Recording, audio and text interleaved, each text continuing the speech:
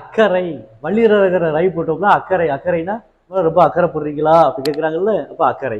இந்த அக்கறைனா அந்த குளத்துக்கு அங்கிட்டு ஒரு அக்கறை இருக்குது, அந்த அக்கறைக்கு இக்கரை பச்சைன்னு சொல்றாங்கல்ல. அப்போ அக்கறை அப்படின்னா அந்த கரையில் இருக்கக்கூடிய அப்படின்னு ஒரு பொருளை குறிக்கும். சரிங்களா?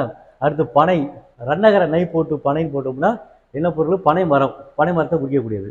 மூன்று சுழி நை அதாவது தன்னகர நை போட்டு பனைன்னு போட்டோம்னா மூங்கில் அப்படிங்கிற பொருளை குறிக்கக்கூடியது. அடுத்து மரம்.